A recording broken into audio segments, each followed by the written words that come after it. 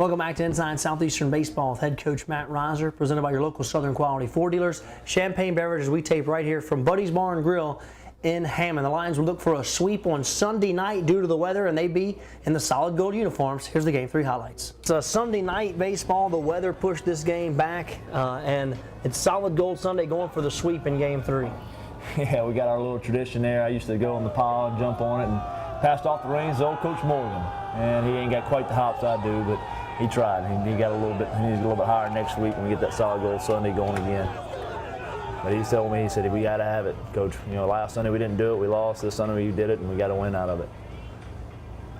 Kyle Keller was absolutely phenomenal early in this game.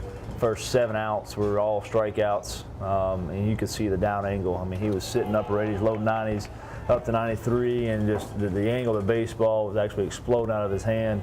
And really, to be honest with you, George Washington hitters had no chance.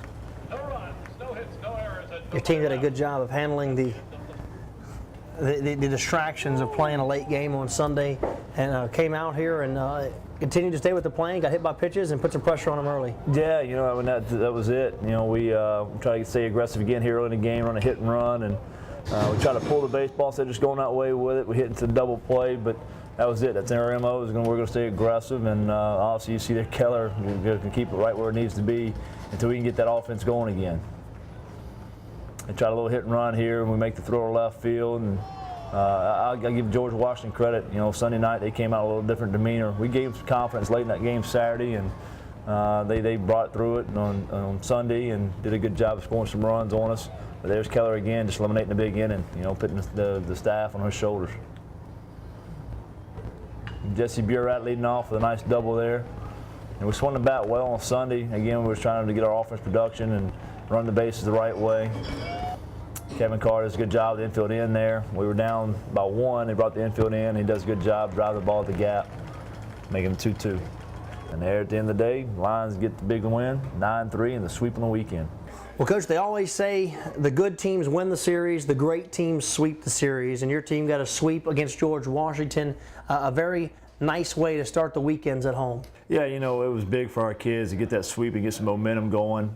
You know, we had some things we still need to work on, but at the end of the day, we got 3 wins in a weekend at home, and you can't beat that. You mentioned it during the highlights, but I want to reiterate it. Lion pitchers this weekend, 19 inning pitch, 18 strikeouts, and only 1 earned run out of your starters. Keller, Ciano, and Chutora were fantastic. They were absolutely phenomenal. You know, the thing with those guys, when you run them out, to see them back-to-back starts, you know, Louisiana Tech and obviously now with the George Washington series, I think all 3 guys, their ERA is under a 1 right now. So anytime you run 3 stars out like that, 3 horses out like that, you can give yourself a chance to win any game. No doubt about it. And the week started out against LSU, and it was a record-setting crowd. If you weren't in the number, here's a look at what you missed. The 2014 baseball schedule's been out for over 6 months now, and ever since its release, fans have been pointing to February 19th when the Lions welcome national power LSU to the Pat. Yeah, what a great atmosphere. You know, you got LSU versus Southeastern tonight. Everybody came out full force, completely sold out. Standing room ticket only sold out. We got the parking garage for the students. Like Cody said, the Pat was indeed packed. A venue that holds 2,500 saw an overflow crowd of 3,700 plus. Students received normal allotment of tickets inside the Pat, but that still left many who wanted to see the game. So the university opened up the top 2 floors of the parking garage. Yeah, that's what it's all about. You know, I really want to tip my hat to Lion Nation coming out and supporting us. The student turnout, we really appreciate their turnout. You know, it's slammed up top in the parking garage. The student section's down the line. Really got to tip my hat to our students. They've really turned out and lined up for us. Southeastern alum and former softball player Katie Morris was the sideline reporter for Cox Sports Television, and Katie got to report live from atop the parking garage where the students had gathered. Thanks, Lynn. It is a sold-out crowd tonight at Pat Keneally Diamond. In the 8th inning, the official attendance numbers were released, and the count 3,747 broke the alumni field record by 20. You know, anytime you play LSU, it's magnified. You can say it's another game all we want, it's not. I mean, you're playing a team that every time you play, it's going to be in every state paper. That's what's important, you know, getting it out there. You beat them, it's definitely some recognition. Before the game got underway, the man in the stadium feeling the most pressure was former Lion Trevor Bergeron, who had been selected to deliver the first pitch. Former Yankee great Yogi Berra coined the phrase, baseball's 90% mental and the other half is physical. But Trevor came to the ballpark with a plan. Just get it to the plate. Don't bounce it. That's been the main story that everybody's been telling me. Bergeron got it to the catcher, and the Lions took the field in front of 3,700 plus loud fans in a ballpark that holds 2,500. Saw the highlights earlier. I can't stress it enough. If you weren't at this game, it was a tremendous night for Southeastern baseball. I know it didn't come out on the right end of the stick as far as the game went, but man, that atmosphere was incredible. Oh, like I said, it's something special. You had people on top of the parking garage, third, fourth floor, people on top of houses, people peeping through the gates. It was just, it's an atmosphere that probably hasn't been seen here in a long, long time, and obviously we're thankful to get a chance to have those Lion Nation fans out there. And this is one thing I want to say. It can be like that all the time. There's all kind of games at home, so make sure you come out for all the home schedule here this year in 2014. It's now time to take a look at our weekly Tip of the Week with Coach Matt Riser. Welcome to today's Tip of the Week. Here on Solid Gold Sunday, we're going to go over double plays. I'm assistant coach Zack Zulli with the infielders, and this is Brooks Morris from Sulphur, Louisiana, Sulphur High School.